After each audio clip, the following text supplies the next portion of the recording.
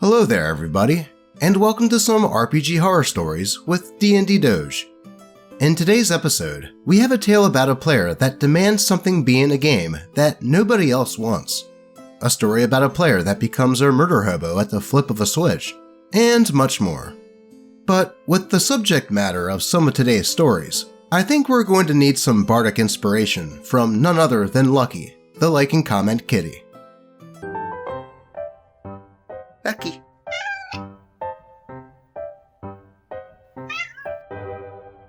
Thanks, buddy. Now I think we are ready to jump right into these stories. There Needs to Be SA by Reddit user Aggressive Drive 3612. I'm playing D&D and ran into a pretty serious problem during character creation. One guy wanted to play a half-orc. Okay, cool.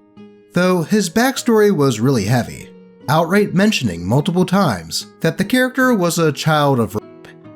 I understand that a lot of people don't like deviating from official lore of how some species behave, but multiple players in a session pre-zero survey outright said that they wanted no references or allusions to SA at all, since it would be triggering for them. So I told the half-orc by basically asking him, "Hey man, can you just tone down the SA references?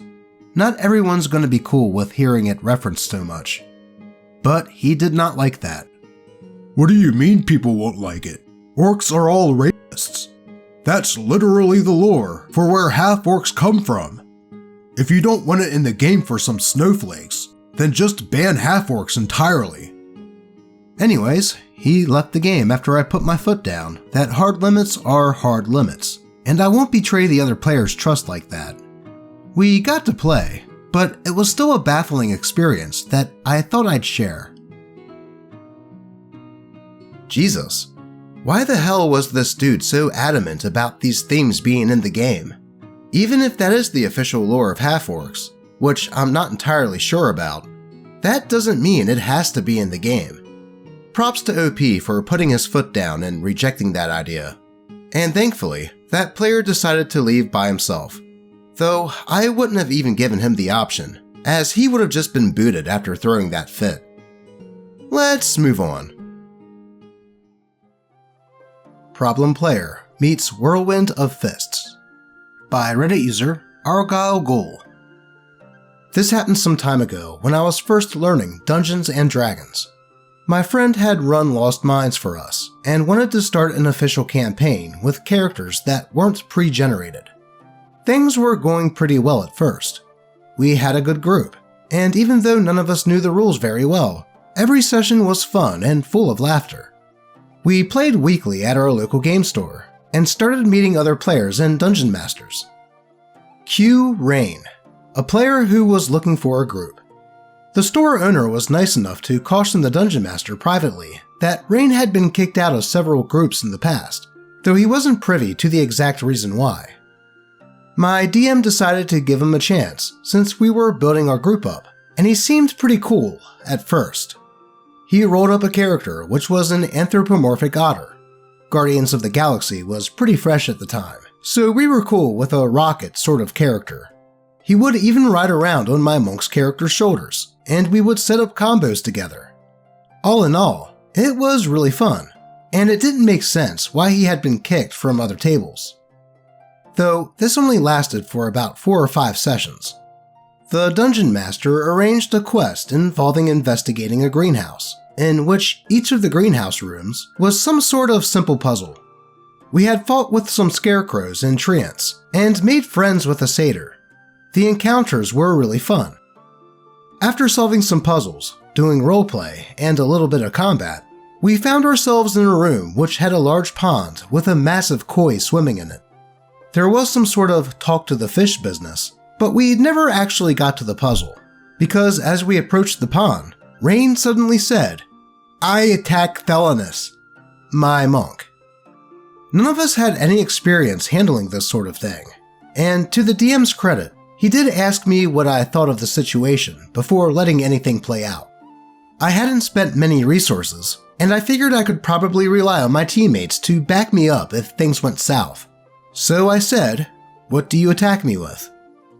Well, Rain effed up. In a moment of infinite brilliance, he decided to throw a javelin at me. I hadn't gotten to use my missile catching ability, so I was pretty stoked to see how it worked. He threw the javelin, which Thelonious proceeded to catch and throw back. He tried to run, but Thelonious was far too fast to escape from. My turn came up, and I expended some key points to hit his character with flurry of blows. Every attack landed and dealt near maximum damage, and his character was quickly downed and subsequently left for dead by the party. After this, Rain left the store, and we never saw him again. Damn, Rain was like a ticking time bomb, seeming normal and a team player for multiple sessions, only to flip like a switch, like some sort of instant murder hobo. I can understand that dungeon master wanting to give him a chance, but sometimes it's best to listen to warnings, especially seeing how the store owner stated that he was kicked from multiple groups. At least it sounds like they don't have to deal with him anymore though. On to the next one. Constant pedantic corrections, making me not want to play the game anymore. By Reddit user PitifulLock2867. The game is Monster of the Week. Each person makes a character, and in this case, picks a year anywhere in US history that they hail from, and they all get sucked through a time warp of some kind to the point in time of the inciting incident.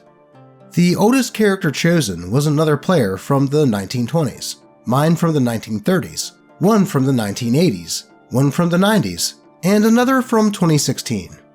This is meant to be a kind of plug-and-play situation where a new character can be made and revolve in and out each week if you want. The Game Master is fantastic and prepared some awesome material. Literally, the only thing to complain about is one player character who would constantly point out the historical inaccuracies of certain statements from the characters, though half the stuff they were correcting wasn't even accurate. Like my guy from the 30s. Before he was swept up, he was robbing a car on the street in New York. This player was like, Why is there a car there? Cars were only owned by super rich people back then. Why would that even be there? I don't know, man. Probably because some rich guy parked his car there. Another character had the audacity not to act with awe and amazement at a light bulb inside a 90s diner when his character was from the 1920s. So yeah, they weren't everywhere, but people knew about them. Also, the comment of taking another character to an emergency room came up, and in character I said, "What's an emergency room?" And they, out of character, were visibly frustrated and blurted out, "Oh my god, emergency rooms were a thing in the 30s. And got all pissy about it. After that, I looked it up, and apparently ERs weren't much of a thing until the 1960s, and didn't really start until after the Second World War. So I was actually right with the roleplay. I know this whole thing rings of hypocrisy, because I'm complaining about a stupid game, but when I play tabletop RPGs with friends, I'm trying to have some escapism from my shitty situation. So all the constant badgering about small stuff really took me out of it, and I just wanted to vent. Thanks for anyone willing to listen. A case of an actually guy. I mean, people like that are annoying enough, but when they are that way and are wrong at the same time, it's, well, double annoying. First of all, it's a make-believe game. Who cares if some players may be wrong about little details? Not to mention that all the characters traveled through a frickin' wormhole to various times. Maybe they could have been from alternate realities or something. Just Mandela effect it. I guess some people don't know how to just let things go sometimes and just let people have fun.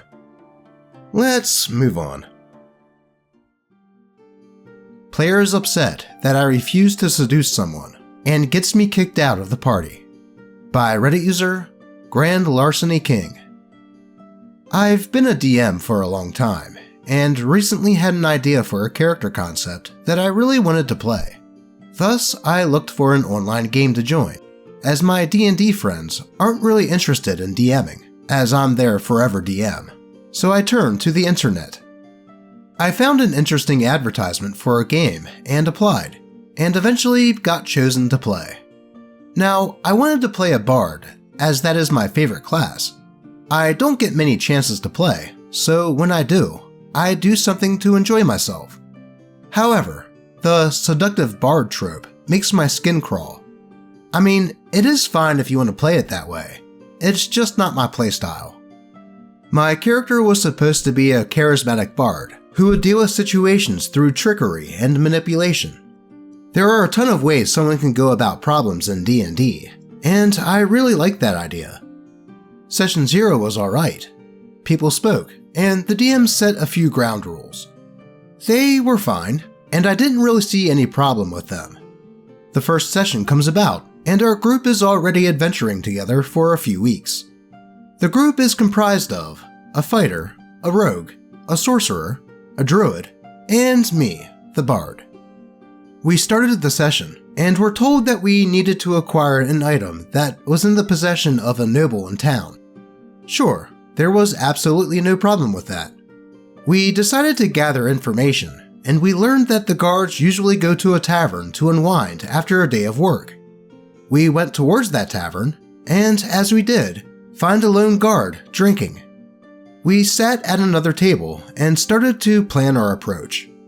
I proposed that my character could approach the man and try to befriend him, make him an acquaintance of the party, and eventually, through manipulation, get some help to get into the noble's house, as we were so interested in the artwork that they had there, posing ourselves as art connoisseurs.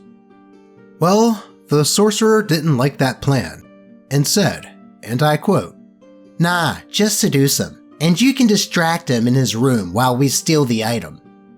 Before we started playing, I made sure to explain to them the kind of character that I was playing.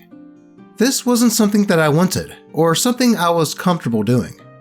I told her that I wouldn't do that because, first, it didn't fit with my character, and second, it just made me lots of uncomfortable. She didn't take that well at all.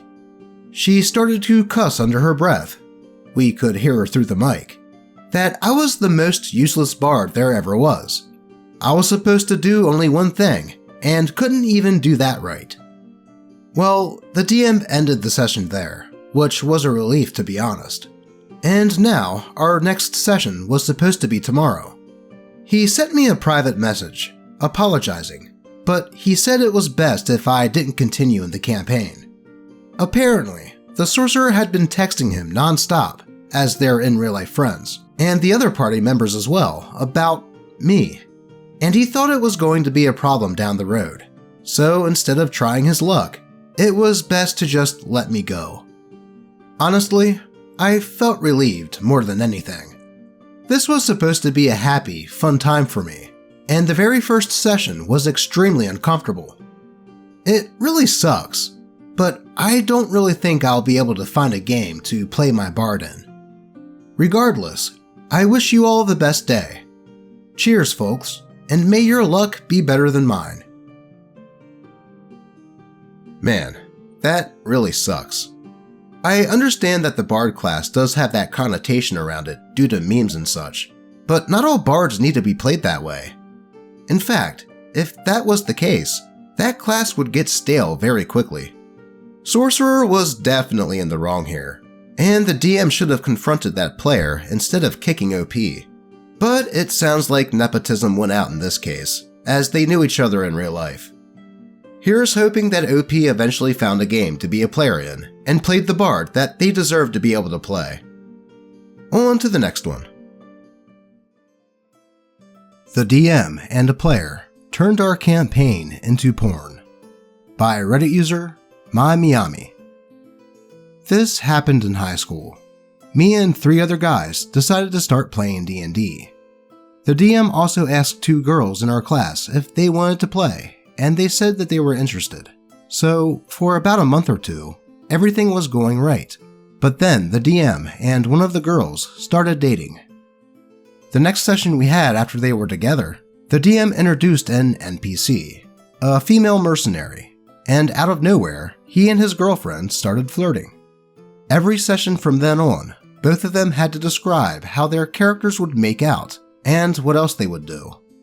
Even in other towns we went to, that NPC would show up out of nowhere for no other purpose but for DM and his girlfriend to describe to us what they would be doing.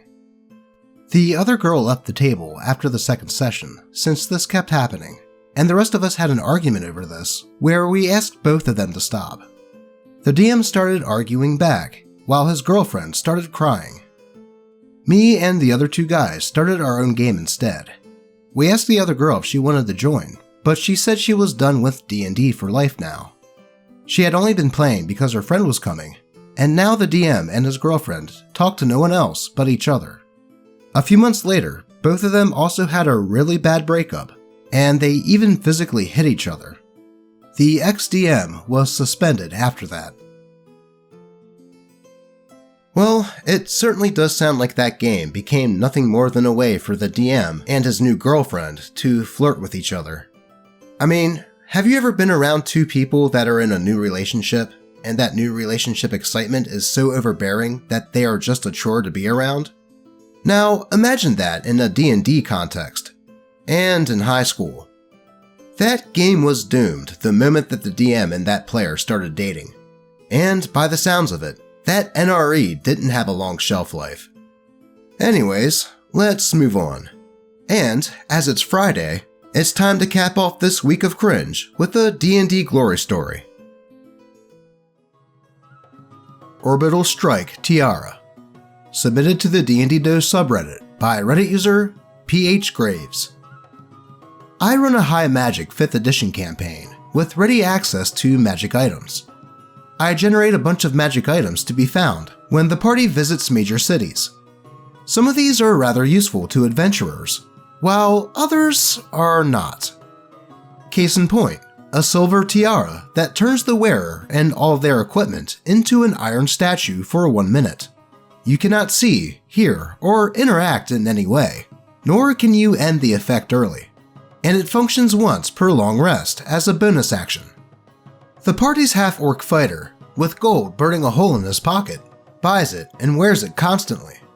Outside of the occasional joke, the tiara is quickly forgotten.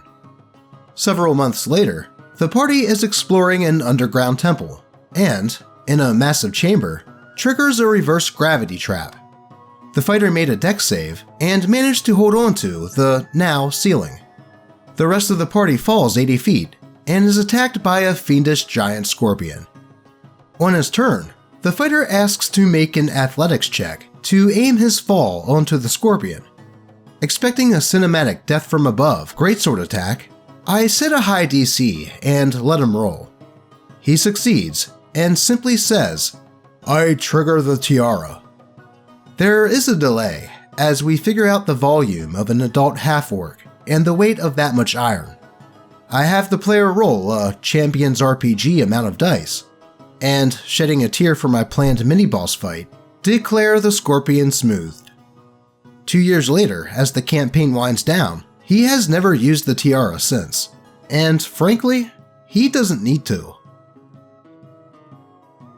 Well, talk about using your head, or in this case, your whole body to solve a problem. It's things like this that makes me love D&D so much.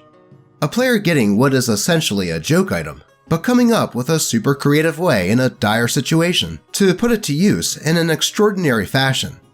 Sure, OP's mini-boss fight essentially got blown up, but I'm sure that the memory of this half-orc-sized statue barreling down onto a giant scorpion will remain for years to come. And I hope that OP gave this player some DM inspiration after that, because he certainly deserved it. But that is all I have for you today. As always, I appreciate all of you, and be sure to keep an eye out for falling half-orc statues. You just never know. Until next time.